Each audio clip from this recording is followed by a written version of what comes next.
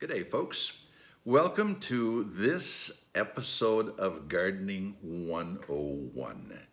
You know, there's an old adage that says you can't make a silk purse out of a sow's ear. Well, you can't grow great vegetables in crappy soil. So, this is what we're going to talk about today. We're going to talk about what you're growing in. We'll assume that, you've talked about what you're going to plant and all of these kinds of things. And like I said last time, let's make sure you don't be too big. Don't get plans that are far beyond what your reach is because it's exciting this time of the year and as you're planting. But when we get to July and it's 95 degrees and the mosquitoes are biting on you, then you kind of second guess why you planted the garden quite as large as you did. So, determine what it is you like, determine it is what it is that you want to grow, and then start from there. Now, as far as the garden site is concerned, we want to make sure that we're in an area where we have adequate sunlight, bare minimum 6 hours of direct sunlight a day. The other thing you want to keep in mind is location as it relates to water, because you will need to water, and it's no fun to drag 150 feet of hose out every time you need to water. So make sure your water source is close by and convenient so you know about that. And then let's talk about the garden itself. We're going to talk about three areas today. Number one, in the ground. Number two, raised bed. Number three, container growing. And they're all a bit different. So we're going to start off with in the ground first. We'll assume that you've got a spot in your yard where you want that garden. You kind of determine the size that you want at the garden. And then what? If it is currently grass, sod, or plant material of any kind or another, it's absolutely critical that you get rid of that plant material before you till your garden.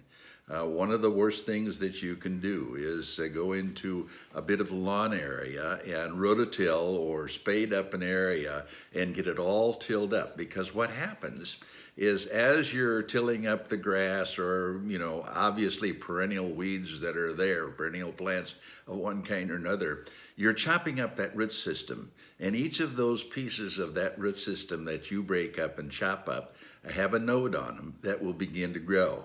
So, you can till up that lawn and it's going to look beautiful now, and it's going to look beautiful when you plant it. And along about the end of May, you're going to see grass and weeds coming up all over the place. And they're going to be perennial grasses and weeds, which makes them more difficult to control. So the first thing you want to do is determine where that garden is going to be, how big it's going to be, and then you're going to get rid of the vegetative material that's there. And a great way to do it is use this product. This is called Kills-All, Quick Kills-All. This is a glyphosate, fast-acting glyphosate. It is going to destroy any growing plant that is there. And the nice thing about it is you can mark your area out, spray this material on. If it's a large area, there's concentrate form. You can mix it and spray it yourself. The little spray bottle works well, and it will absolutely kill any living plant that's there. Now, timing-wise, we like to have this grass and whatever it is that you're growing up a bit. Maybe a couple of inches of new growth on it, because it needs to assimilate this material into the leaf system, translocate it into the root system, destroy that root system, and then you're done. So typically what we'll do is find the area, mark it out, spray the area, wait a week, 10 days, as long as you possibly can, and then do this. When you're bringing that rototiller in, the very first time over that area, I want you to till very lightly, just below the soil, and you're going to be cutting up all of the crowns of those perennial grasses that were there or perennial plants that were there. You're going to break them all up, and when you have that done, then take a rake and rake it off to the side so that you have this nice black spot that you can work up nicely. And then you'll want to do either your deep spading or your rototilling at that point in time. Make sure it's dry. Don't do it when it's wet, because if you do, you're going to wind up with a cloddy garden all season long, and it's going to be difficult for you. So typically what I'll say is this: if you can kneel down on your knees and pop up and your jean is, feels a little wet, maybe a little moist, you're in good shape. Not a particular problem. So, if it's soppy wet or if it's muddy, please stay off of it until it's dried out, and then go ahead and get her done at that point in time. So this is what we're going to do when we're preparing a garden in the yard in the existing soil. You really need to take time to do that properly.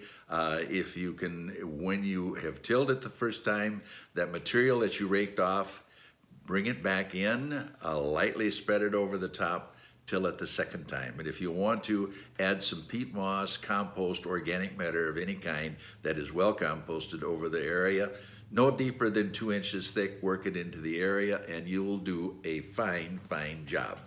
Now, I've wasted way too much time on this. I've not gotten to the container or raised garden bed. We'll do this next time.